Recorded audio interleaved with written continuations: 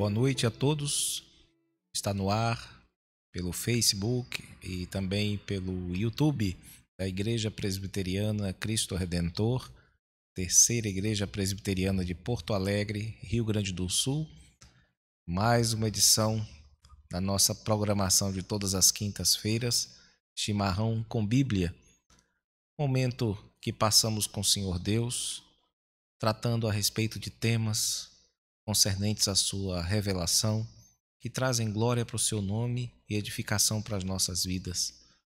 Nós damos graças a Deus por esta oportunidade e por enquanto tem sido apenas por meios virtuais, mas na esperança de que possamos fazer também o nosso trabalho presencialmente.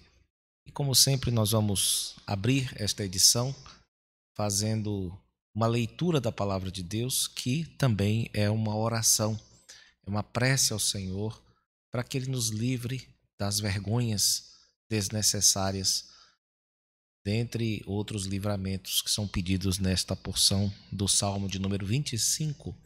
Apenas os 5 primeiros versos nos dizem assim: de Davi: a ti, Senhor, elevo a minha alma. Deus meu, em ti confio. Não seja eu envergonhado, nem exultem sobre mim os meus inimigos. Com efeito, dos que em ti esperam, ninguém será envergonhado. Envergonhados serão os que sem causa procedem traiçoeiramente. Faze-me, Senhor, conhecer os teus caminhos. Ensina-me as tuas veredas. Guia-me na tua verdade e ensina-me, pois tu és o Deus da minha salvação, em quem eu espero todo o dia. Amém. Amém.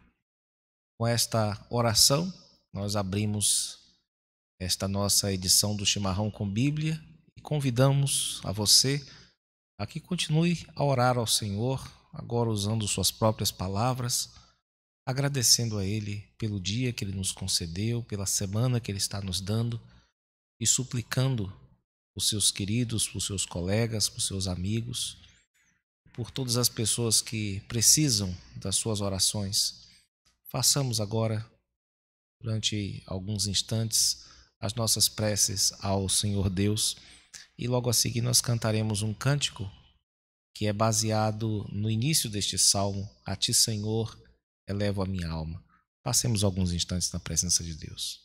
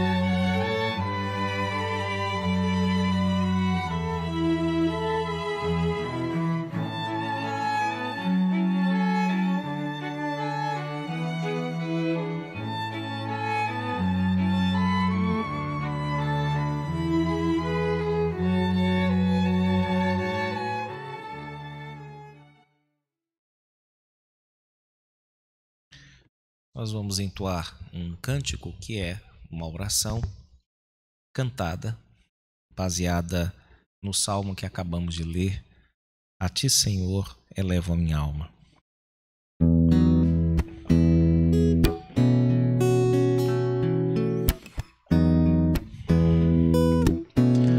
A ti, Senhor,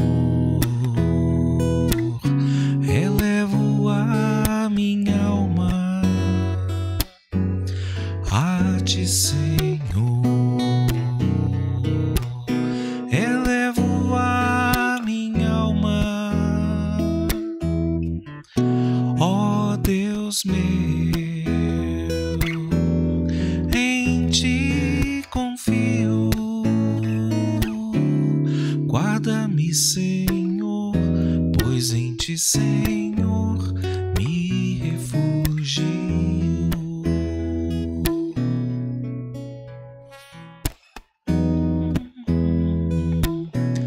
Faz-me, Senhor, andar em teus caminhos. Faz-me, Senhor, andar em teus caminhos. Ó Deus meu, em ti confio. Guarda-me, Senhor, pois em ti, Senhor, me refugio.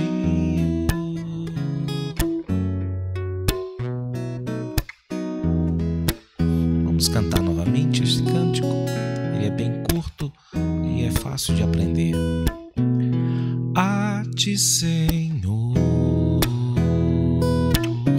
elevo a minha alma. A ti, Senhor, elevo a minha alma. Ó Deus meu, em ti confio. Guarda-me, Senhor, pois em ti, Senhor, me refugio.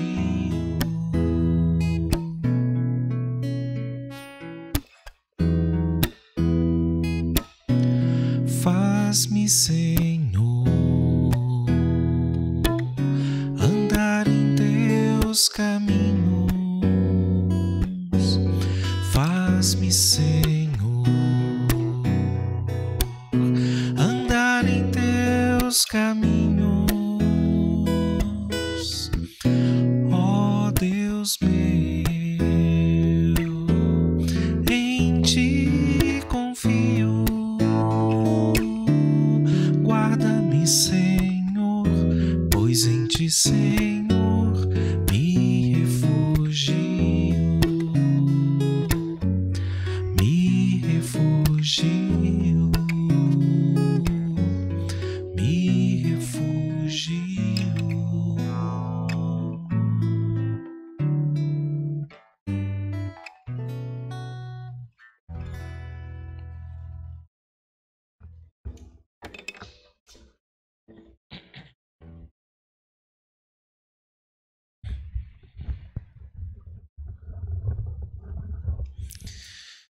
Bem, agora continuemos o nosso estudo bíblico a respeito do livro O Clamor da Alma. Hoje nós começaremos um novo capítulo. Estamos já no capítulo 14, intitulado O Poder Corrosivo da Vergonha Humana.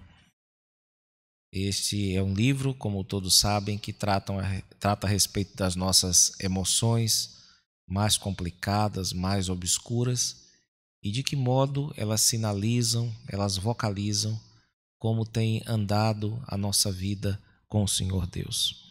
Nós continuamos a tratar sobre outra emoção difícil, certamente já sentida por todos nós, alguns talvez por razão de temperamento mais vergonhosos, outros menos vergonhosos, mas ao que parece, como nós vamos ver, ninguém escapa deste sentimento. E isso não quer dizer que ele seja de todo ruim, ou seja perverso, seja maligno, mas que merece ser conhecido, estudado e entendido à luz da palavra de Deus. Como nós já avisamos, os autores do livro usam exemplos extraídos do seu próprio contexto, o contexto norte-americano. E o melhor modo de nós entendermos aquilo que nos é explicado é conseguindo nós mesmos nossos próprios exemplos. Então, tentem lembrar, enquanto nós fazemos a exposição, tentem lembrar de situações em que você experimentou a vergonha, porque essa é a substância do assunto. A vergonha que você passou, você consegue reconhecer bem. E lembre que esses estudos têm propósito formativo, ele não visa apenas te transformar, aliás, não visa te transformar num diletante, numa borboleta que fica pousando nas flores, não, e tirando o que melhor te agrada. O propósito é claramente formativo desta obra e também da nossa programação aqui.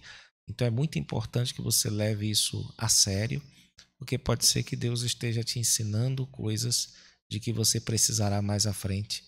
E é sempre bom nós sabermos como lidarmos com um sentimento tão complicado quanto este.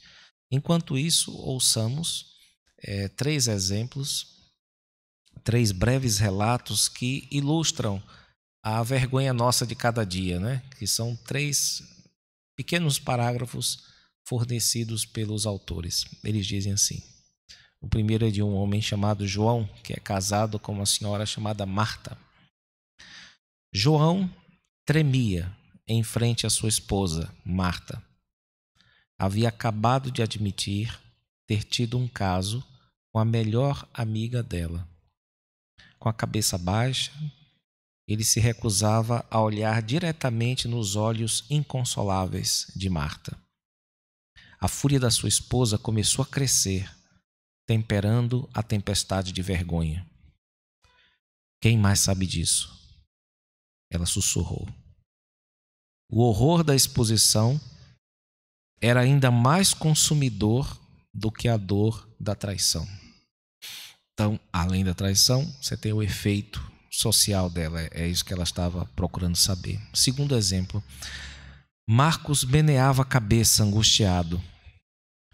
Era o seu primeiro encontro com a garota ao lado e eles estavam esperando para comprar bilhetes na porta do cinema.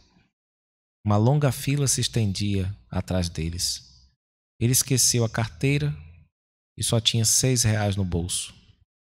Seu rosto ficou corado e seu coração disparou quando ele se viu encurralado. Não podia pedir à garota para pagar, nem queria ter que sair da fila.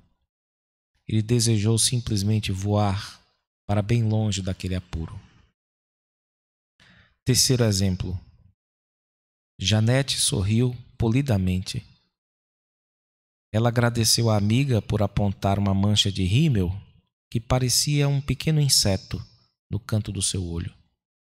Sua amiga observou. Quando estou com pressa, eu também fico assim. Janete teve tempo de sobra naquela manhã. Ela tinha até se permitido o prazer incomum de sentir-se bonita. Eu sou um idiota, pensou.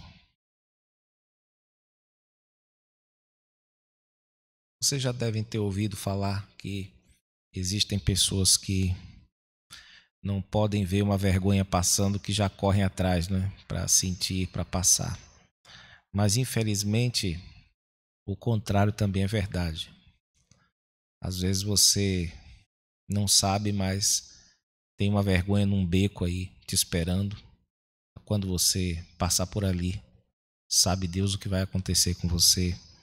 E às vezes nós não procuramos a vergonha, mas ela acaba nos achando. E uma das imagens mais fortes pintadas pelos autores deste livro para retratar a vergonha é dizer que ela é uma espécie de ácido que corrói tudo aquilo que nós temos de bom no momento em que vem sobre nós e só deixa a parte feia, só deixa a parte ridícula, só deixa ela arranca a nossa dignidade, ou pelo menos o senso de dignidade, e dilui todo tipo de esperança que possamos ter. Esse é o efeito devastador da vergonha humana. Daí os autores dizerem o seguinte: nenhuma outra emoção retrata melhor o inferno. O inferno é chamado de vergonha eterna, né? Vocês sabem disso. Nenhuma outra emoção retrata melhor o inferno. A perda interior da intimidade, do senso do sublime e da alegria. Seu efeito corrosivo é tão forte que ela pode moldar nossas almas e condicionar a direção da nossa vida. A vergonha é tão dolorosa que reagimos a ela talvez mais do que a qualquer outra emoção difícil. Porém, precisamos encarar o medo da vergonha se quisermos crescer em esperança e em alegria. Então, nós precisamos lidar com essa questão. Se nós reconhecemos que tudo isso que é apresentado nessa descrição é verdadeiro, é importante que a gente conheça, é importante que a gente saiba, entenda, especialmente guiados pela palavra de Deus, com o que nós estamos lidando. Afinal, isso faz parte, como veremos, da nossa constituição. Nós sentimos vergonha. Isso acontece e acontece conosco. E a respeito disso, os autores na sequência apresentam alguns indicadores da vergonha.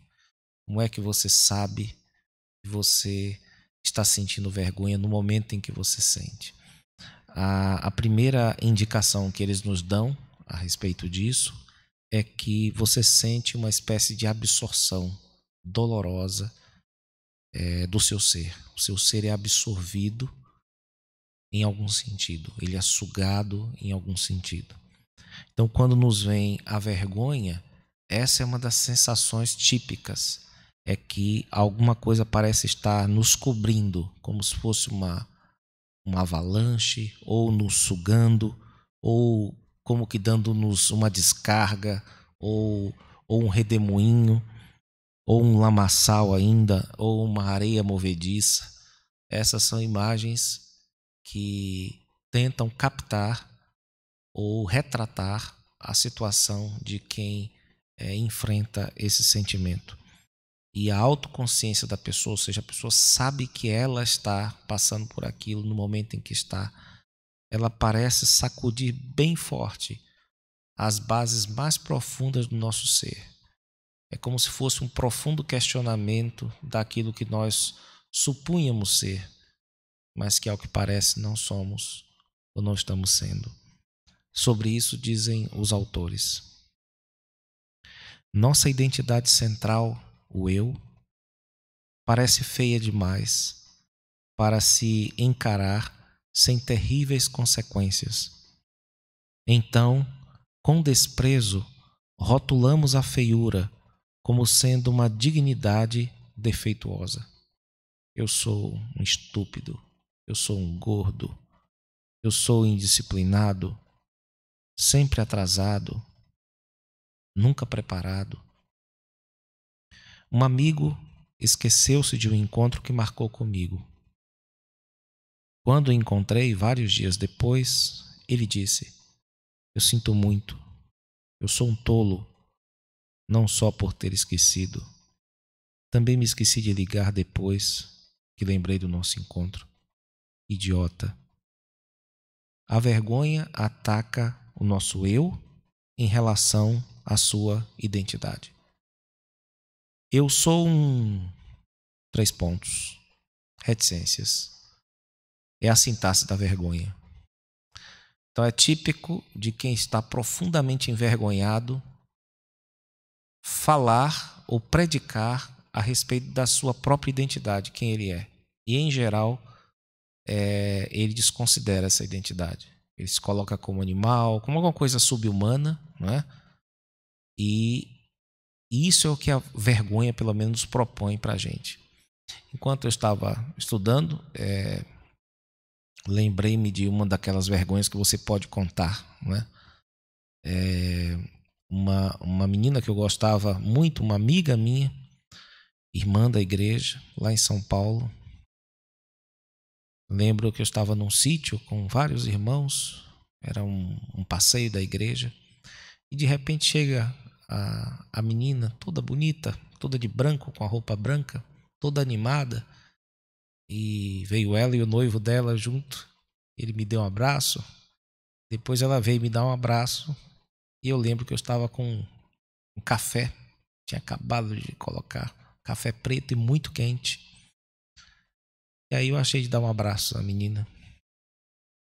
E eu lembro que metade do café foi para a roupa dela e queimou a menina, né? E depois ela mostrou assim, o bracinho ficou bem vermelhinho e o vestido dela foi pro ralo, né? E não tinha nem como ela voltar para casa, porque o passeio era um pouco distante. Você imagine o que é que eu disse para mim mesmo, né? Ela procurou me pacificar, dizer que está tudo bem, não esquenta não, isso acontece e tal. E ela sentiu que eu fiquei bastante para baixo, porque eu nem sabia o que dizer para ela, mas sabia o que dizer para mim. É quase que invariável o uso dessa sintaxe. Eu sou um, pá. Aí você fala alguma coisa, mas é sempre algo abaixo daquilo que você normalmente é. É disso que eles falam quando falam de uma sintaxe, de um arranjo de palavras que normalmente acompanha esse sentimento. É como se ele vocalizasse isso, como se ele mostrasse que no fundo você é aquilo. Todas as suas qualidades que ficam por cima, com a vergonha, são arrancadas de repente e você é exposto naquilo que você tem de mais feio, quer seja seu comportamento desajeitado, quer seja sua estupidez, sua grosseria, sua falta de inteligência ou alguma coisa qualquer que afinal te envergonhe, né? Então acho que é importante para nós, enquanto estudarmos, lembrarmos de exemplos que possam nos ajudar, mas exemplos nossos mesmos ou de outras pessoas, né? Hoje é corrente a expressão vergonha alheia, né? Então, quando você aprende um pouco a respeito desse assunto, você pode também olhar o exemplo dos outros, que às vezes tem cenas que você vê, você se sente mal, você se solidariza com a pessoa, né?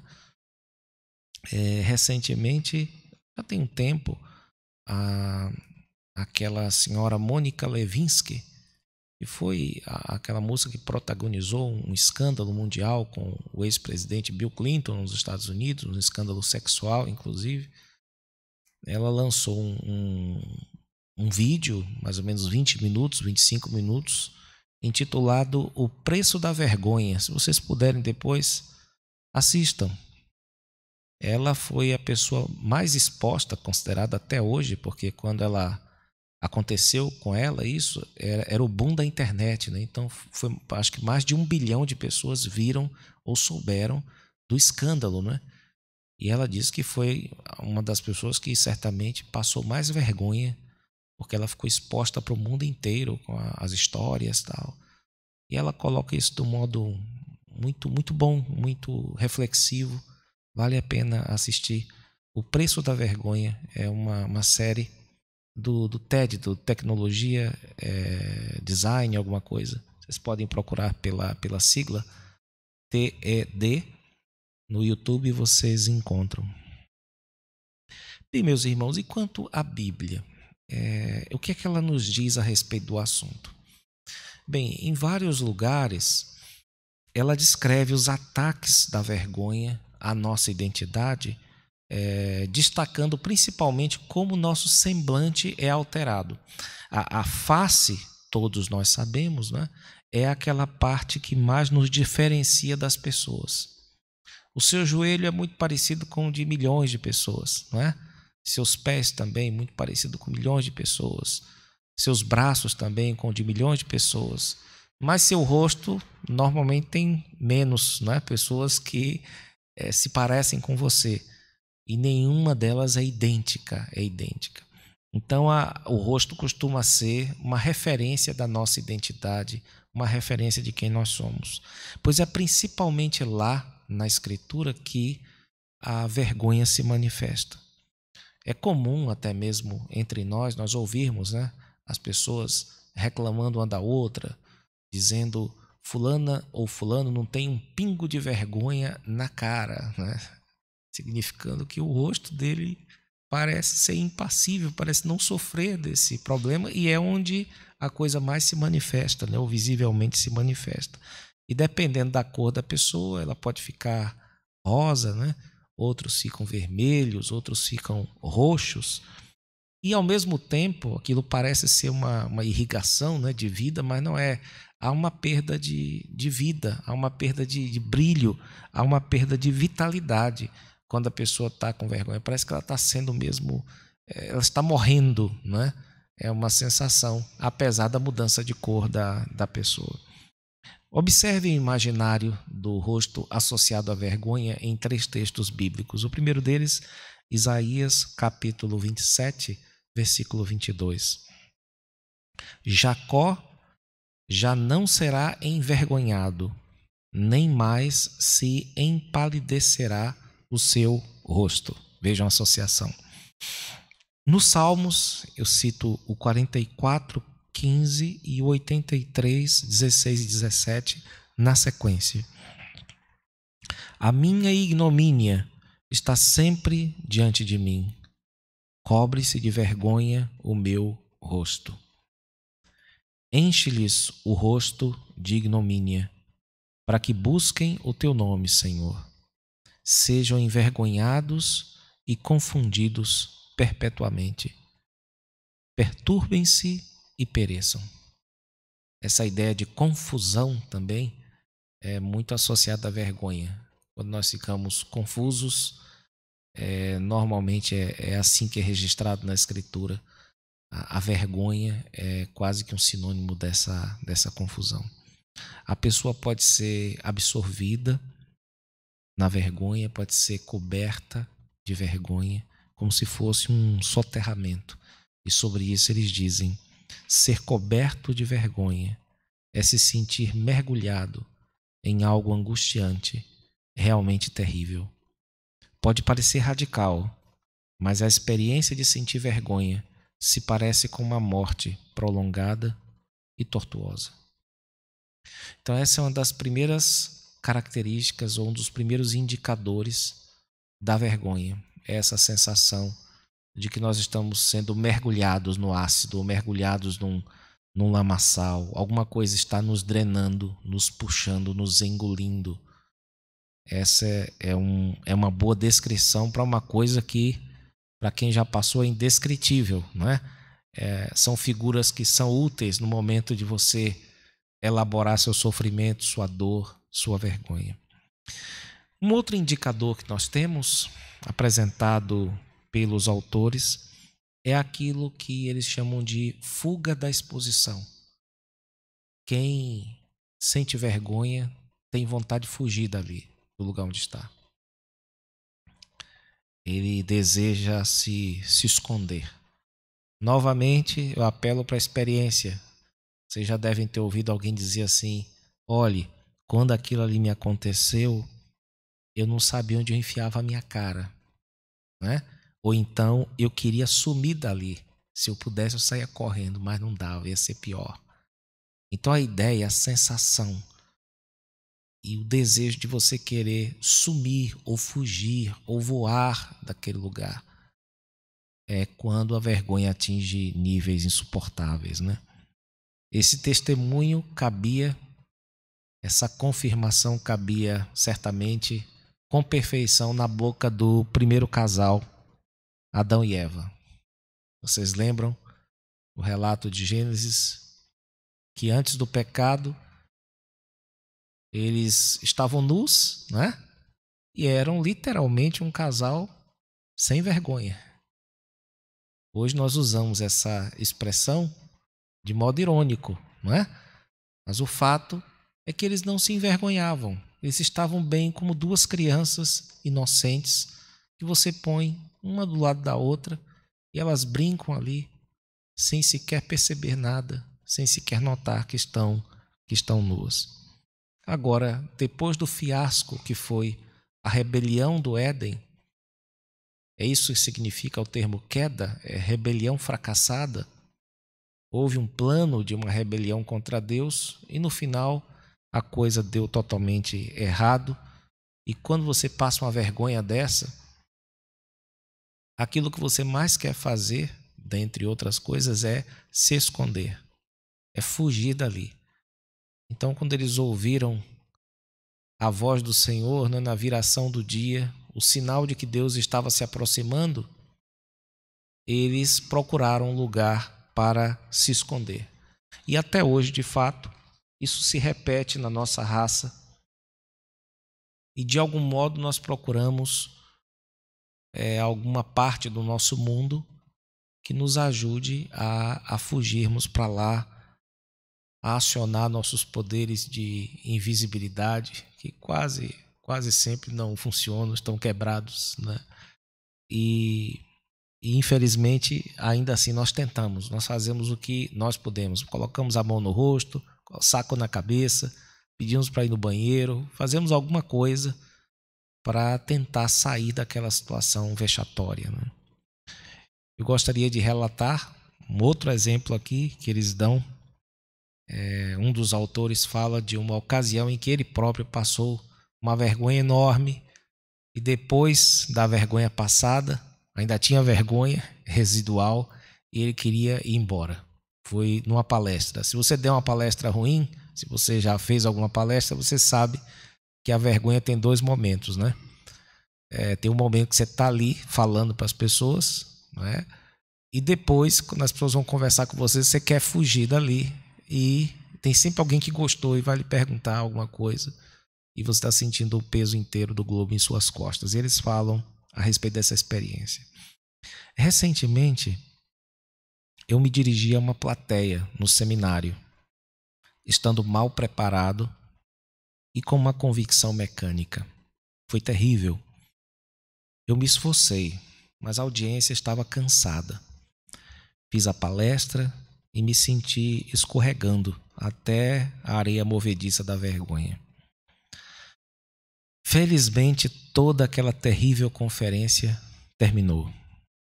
Depois da palestra, uma pessoa se aproximou e, enquanto conversávamos, eu me retirei aos poucos para mais e mais perto da beira da plataforma, depois para fora dela e então contra a parede atrás de mim. Finalmente, a pessoa me perguntou: "Você está tentando ir embora?" Fiquei sem fôlego. Isso estava tão óbvio? Imagino que sim. Por fora, era o retraimento da audiência e minha apresentação pobre. Por dentro, eu estava escorregando até o casulo da dissociação. A vergonha motiva uma fuga para um mundo de dormência segura, criado por nós mesmos. Dissociação é uma palavra formulada que significa: estou caindo fora daqui. Estou indo a um lugar que me permita escapar da minha agonia interior. Estou voando para a segurança da minha própria criação, a um lugar sem dor ou as exigências do mundo de Deus. Esse conceito vai ser muito caro para eles, essa ideia de você inventar um mundo para você, que não é o mundo real, não é o mundo de Deus, é um mundo onde você não passa vergonha. Isso é o que eles chamam aqui de dissociação. E como toda fuga, no momento em que nós a empreendemos, quando ela é baseada no medo, a vergonha passa a perceber o inimigo, em geral, como maior do que ele realmente é, de modo desproporcional. E por isso o escape desses momentos só costuma acrescentar mais horror, mais tristeza, mais uma sensação ruim.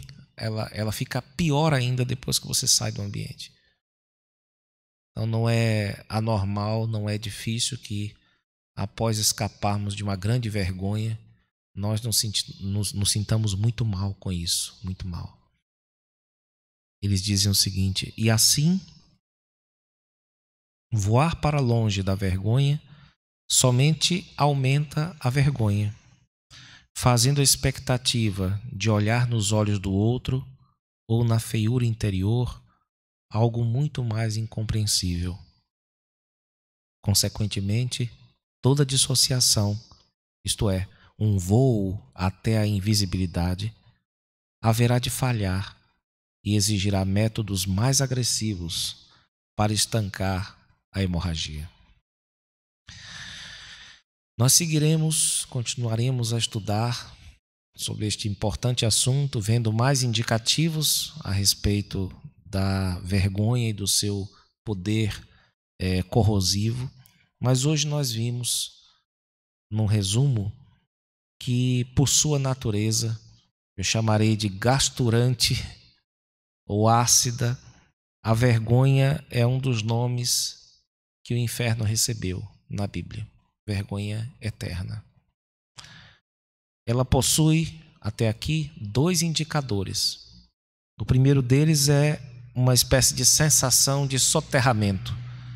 Uma sensação de que nós fomos cobertos por ela, ou que alguém deu uma espécie de descarga em nós, nos lançou num redemoinho ou algo do tipo.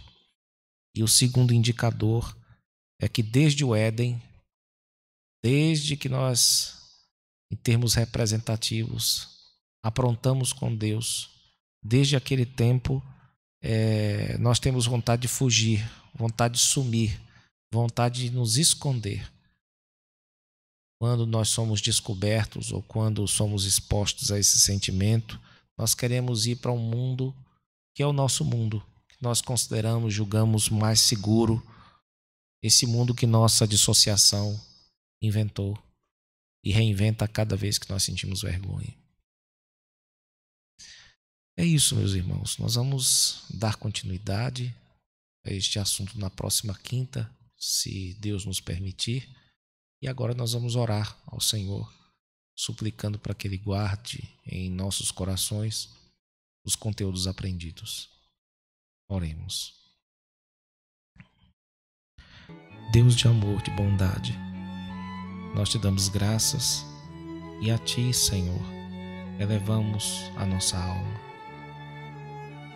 Ó Deus, nós agradecemos pela noite que o Senhor nos deu e pela oportunidade que tivemos de estudar um pouco mais a respeito deste sentimento, a respeito desta emoção que todos nós já tivemos a oportunidade de sentir. E queremos pedir-te, ó Deus, para que o Senhor nos ajude a lidar com ela e a olhá-la de acordo com as lentes da Tua Palavra.